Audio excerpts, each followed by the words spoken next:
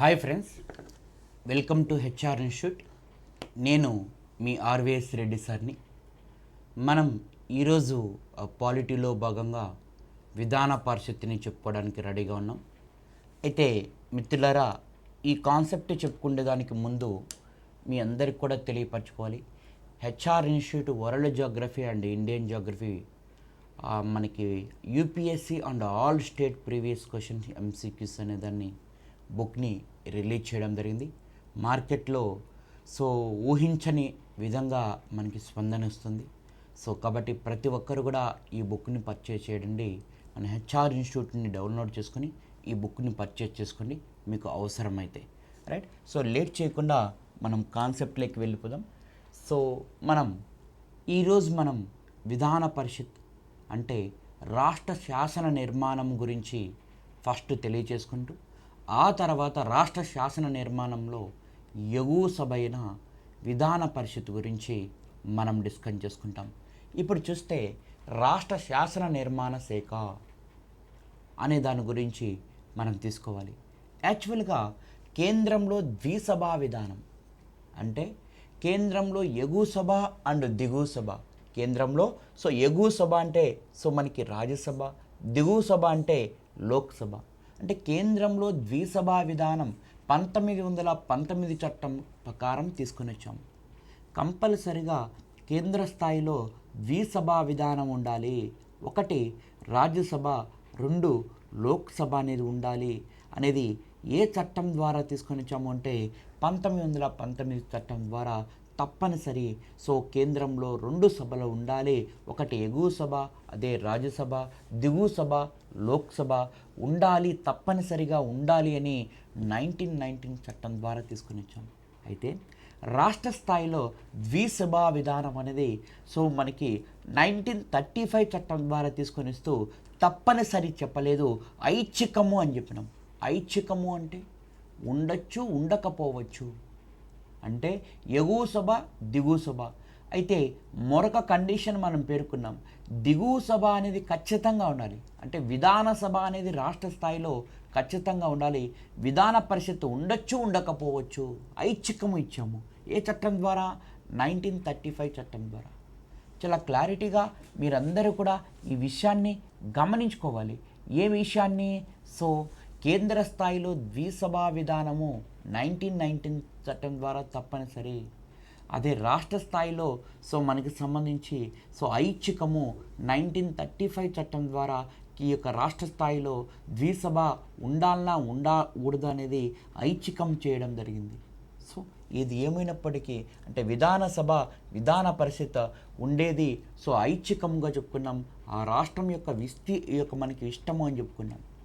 ఇప్పుడు చూడండి, అయితే 1861లోనే ఇండియన్ కౌన్సిల్ చట్టం అనేది రావడం జరిగింది. ఆ ఇండియన్ కౌన్సిల్ చట్టం ప్రకారం ఏకసభ తప్పనిసరిగా ఉండాలి. రాష్ట్ర స్థాయిలో ఏకసభ అంటే విధాన సభ, మరి గవర్నర్ తప్పనిసరిగా ఉండాలి. ఇండియన్ కౌన్సిల్ చట్టం క్లియర్గా. ఏకసభ అయితే తప్పనిసరిగా ఉండాలి రాష్ట్ర స్థాయిలో. ఏ యొక్క చట్టం ద్వారా? 1861 ద్వారా ఖచ్చితంగా ఉండాలి.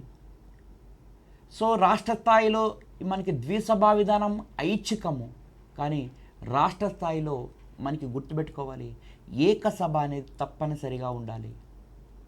ఏకసభ అంటే విధాన సభ అంటే ఎమ్మెల్యేల సభ. క్లియర్గా. ఎగ్జామ్ ఓరియంటినందు చాలా జాగ్రత్తగా మీరు ఈ పాయింట్స్ని కంపల్సరిగా ఐడెంటిఫై చేసుకోవాలి. ఏమిటి అంటే కేంద్ర స్థాయిలో ద్విసభా విధానం అనేది 1919 చట్టం ద్వారా తీసుకురాగా, మన రాష్ట్ర స్థాయిలో ద్విసభా విధానం అనేది 1935 చట్టం ద్వారా తీసుకొని వస్తే, అయితే రాష్ట్ర స్థాయిలో ఖచ్చితంగా ఏకసభ అనేది ఉండాలి. మనకి అది కూడా విధాన సభ అనేది ఖచ్చితంగా ఉండాలి అని 1861 ఇండియన్ కౌన్సిల్ చట్టం ద్వారా మనం తీసుకురావడం జరిగింది.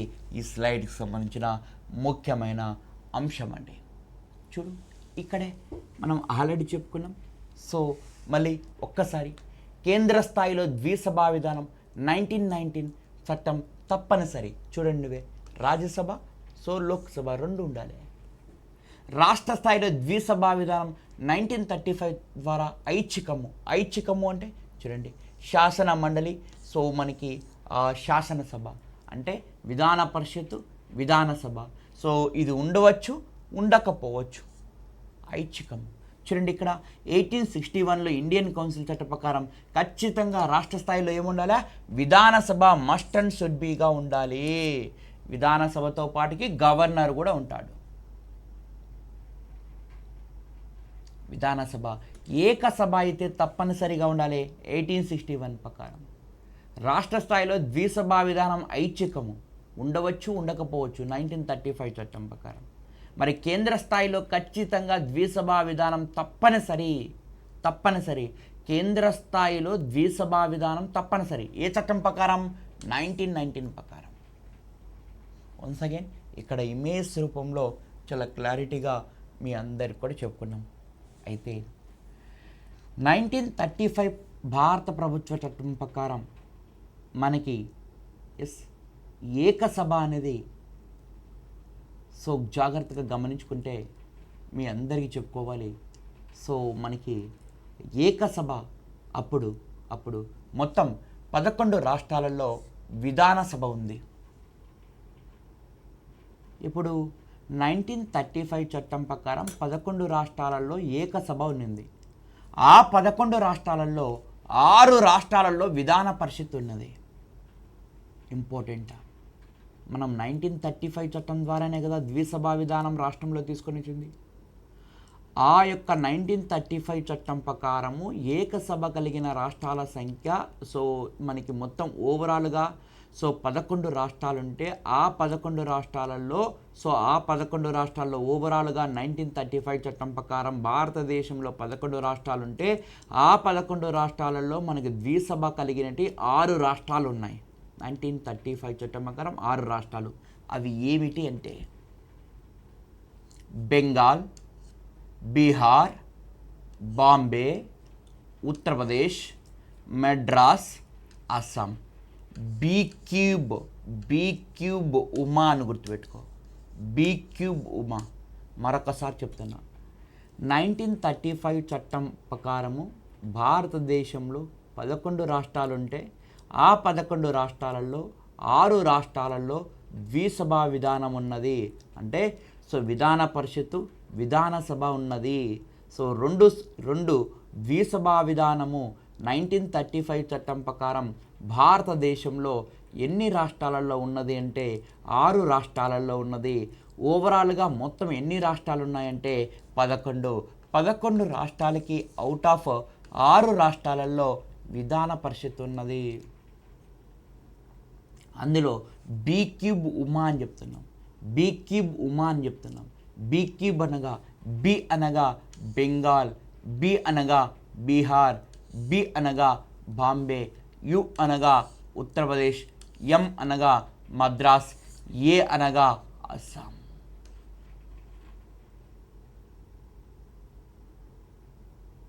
సో చాలా నీట్గా అబ్జర్వ్ చేసుకోవాలి. B cube Uma.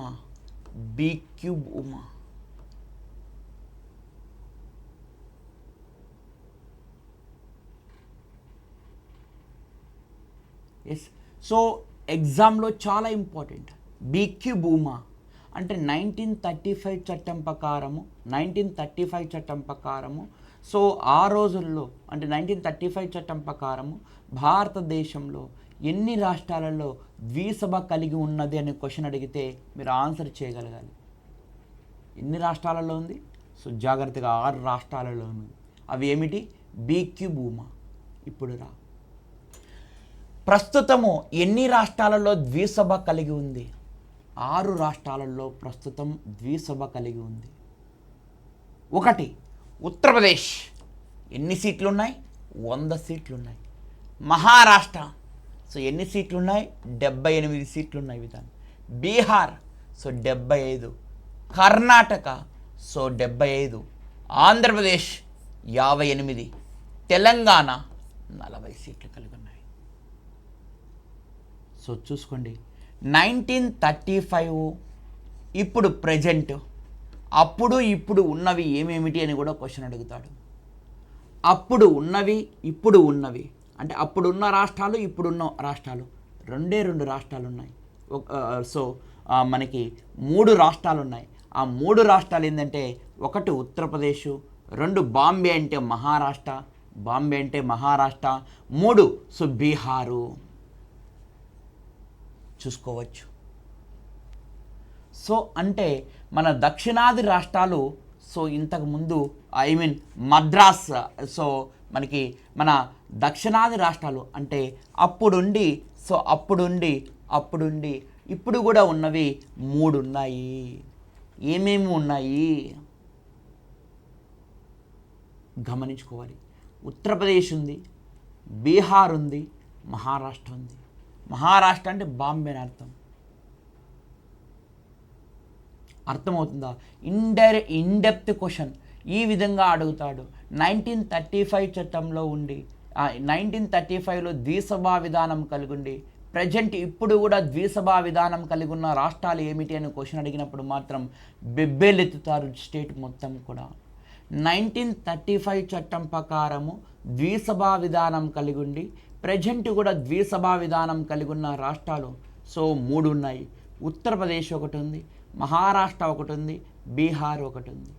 Right. So గుర్తుపెట్టుకోవాలి, ప్రస్తుతం ఉత్తరప్రదేశ్ యొక్క విధాన పరిషత్ సీట్లు 100 కాగా, సో మహారాష్ట్ర 78 కాగా, బీహారు కర్ణాటక 75 కాగా, ఆంధ్రప్రదేశ్ 58 కాగా, తెలంగాణ 40 కాగా. సో దీన్ని ఎలా గుర్తుపెట్టుకుంటారు? మాకు టీబీ అని గుర్తుపెట్టుకో. మాకు టీబీ అని గుర్తుపెట్టుకుంటే అన్ని రాష్ట్రాలు వస్తాయి. ఎం అనగా మహారాష్ట్ర, ఏ అనగా సో మాకు టీబీ, సో ఏ అనగా ఆంధ్రప్రదేశ్, కే అనగా కర్ణాటక, యు అనగా ఉత్తరప్రదేశ్, టీ అనగా తెలంగాణ, బి అనగా బీహార్. మాకు టీబీ ప్రజెంట్ ఇదేమో be cube Uma.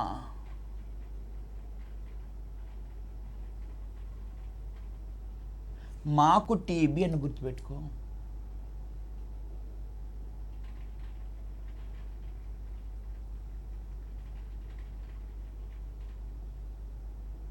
Right. So లేదంటే ఇంకా మీరు చూసుకోవచ్చు, ఉమాకి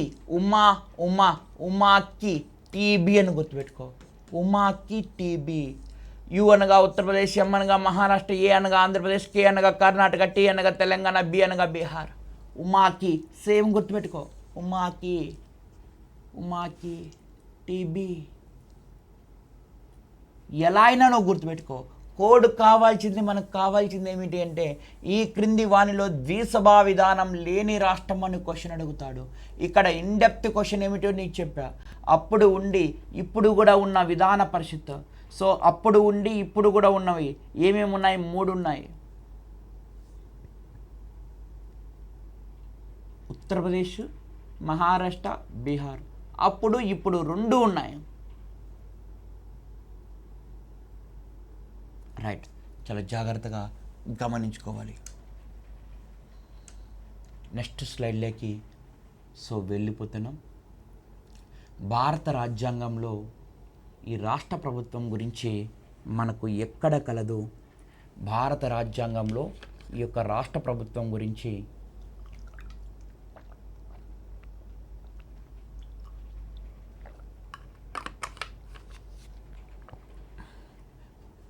భారత రాజ్యాంగంలో రాష్ట్ర ప్రభుత్వం గురించి ఎక్కడ కలదు? 6వ భాగంలో భారత రాజ్యాంగంలో 6వ భాగంలో 168వ ఆర్టికల్ నుంచి 212వ ఆర్టికల్ వరకు ఈ రాష్ట్ర ప్రభుత్వం గురించి మనకు పేర్కొనడం జరిగింది. క్లియర్గా చాలా ఇంపార్టెంట్ ఎగ్జామ్ ఓరియంటినందు. రైట్. క్లియర్గా సో భారత రాజ్యాంగంలో 6వ భాగం నుండి సో 168వ ఆర్టికల్ నుండి 212వ ఆర్టికల్ వరకు మరియు రాష్ట్ర ప్రభుత్వం సో మనకి గురించి పేర్కొనడం జరిగింది. క్లియర్గా 168వ ఆర్టికల్ ఏం చెప్తుంది? రాష్ట్ర శాసన నిర్మాణం గురించి చెప్తుంది. రాష్ట్ర శాసన నిర్మాణము. సో గుర్తుపెట్టుకోవాలి. సో మనకి స్టేట్ లెజిస్లేటివ్ గురించి మనకి 168వ ఆర్టికల్ చెప్తుంది.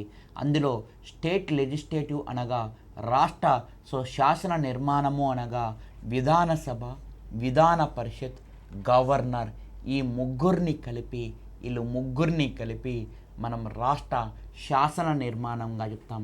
పార్లమెంట్లో లోక్సభ, రాజ్యసభ, రాష్ట్రపతి అనేలాగా రాష్ట్ర శాసన నిర్మాణం 160 మనకి 168 ఆర్టికల్ అనేది మనకు తెలుపుతుంది. విధానసభ అని, విధాన పరిషత్ అని, గవర్నర్ అని. అంటే రాష్ట్ర శాసన నిర్మాణంలో గవర్నరు అంతర్భాగం కానీ సభ్యుడు కాదు. గవర్నరు అంతర్భాగం కానీ సభ్యుడు కాదు. గవర్నర్ సభ్యుడు కాదు. సో జాగ్రత్తగా గమనించుకోవాలి. ఎందుకు అంటే 200 ఆర్టికల్ ప్రకారము ఈయన మనకి సైన్ చేయాలి. 200 ఆర్టికల్ ప్రకారము ఏదైనా బిల్ పైన సైన్ చేసేనే పాస్ అవుతుంది. కాబట్టి అంటే మనకి విధానసభ కానీ, విధాన పరిషత్ కానీ పాస్ చేసిన బిల్లు రాష్ట్రపతి మనకి గవర్నర్ యొక్క సైన్ మేరకే ముందుకు వెళ్తాయి. కాబట్టి గవర్నర్ అతను బిల్ మీద సంతకం పెట్టాలి. కాబట్టి రాష్ట్ర శాసన నిర్మాణంలో అంతర్భాగం కానీ సభ్యుడు కాదని చెప్తున్నాం. ఆర్టికల్ 200 గవర్నర్ యొక్క బిల్ పైన మనకి సైన్ చేయడానికి. మరి 213 ఆర్టికల్ 213 ఏమిటి అంటే ఆర్డినెన్స్కి రిలేషన్ అయినది. ఆర్డినెన్స్ గవర్నర్ రాష్ట్ర స్థాయిలో ఆర్డినెన్స్ అనేది జారీ చేస్తాడు. గవర్నర్ రాష్ట్ర స్థాయిలో ఏమి రిలీజ్ చేస్తాడంటే ఆర్డినెన్స్ మనకి రిలీజ్ చేయడం జరుగుతుంది. వన్స్ అగైన్ భారత రాజ్యాంగంలో 6వ భాగంలో 168వ ఆర్టికల్ నుండి 212వ ఆర్టికల్ వరకు రాష్ట్ర ప్రభుత్వం గురించి మనకు తెలియపరచుకోవడం జరుగుతుంది. రాష్ట్ర ప్రభుత్వం గురించి తెలియపరచుకుంటాం. రాష్ట్ర శాసన నిర్మాణం అనగా మనకి ఒకటి విధానసభ అంటే ఎమ్మెల్యేలు ఉండే సభ అని గుర్తుపెట్టుకో, విధానసభ. మరొకటి విధాన పరిషత్ ఎమ్మెల్సీలు ఉండే సభ అని గుర్తుపెట్టుకో, ఎమ్మెల్యేలు సభ, ఎమ్మెల్సీ సభ. మరి గవర్నర్ అనే వ్యక్తి రాష్ట్ర శాసన నిర్మాణంలో అంతర్భాగం కానీ ఇతనికి సభ్యుడు కాదని చెప్తున్నాం. ఎందుకు అంతర్భాగం అవుతున్నాడు, ఎందుకు సభ్యుడు కాలంలో అంతర్భాగం అని ఎందుకు చెప్తున్నాము అంటే తన సైన్ ఉంటేనే రాష్ట్ర స్థాయిలో బిల్లు ముందుకు వెళ్తుంది, లేదంటే వెళ్ళదు. మరియు మనకి గుర్తుపెట్టుకోవాలి, 2 సభలు అనేటి క్లోజ్లో ఉన్నప్పుడు 213 ఆర్టికల్ ప్రకారము 213 ఆర్టికల్ ప్రకారము ఆ గవర్నరు ఆర్డినెన్స్ జారీ చేస్తాడు. 200 ఆర్టికల్ ప్రకారము బిల్ పైన సంతకం పెడతాడు అని చెప్పేసి మీ అందరికి కూడా తెలియపరచుకోవడం జరుగుతుంది మిత్రులారా. రైట్, క్లియర్గా. చాలా జాగ్రత్తగా మనం మాట్లాడుకుందాం. ఇంతవరకు మనం జాగ్రత్తగా మనం రాష్ట్ర శాసన నిర్మాణం అంటే ఏమిటి, అందులో ఎలా తీసుకొని వచ్చామనేది బేసిక్ ఇంట్రడక్షన్ పరంగా మనం చూసుకున్నాం. దీన్ని ఒక్కసారి క్విక్ రివిజన్ చేసేసి నెక్స్ట్ ఫర్దర్ కాన్సెప్ట్లోకి మనం వెళ్ళిపోదాం. మిత్రులందరూ కూడా గమనించుకోవాలి ఈ విషయాన్ని. Right, thank you. ఒక్కసారి చూద్దాం క్విక్ రివిజన్ కింద.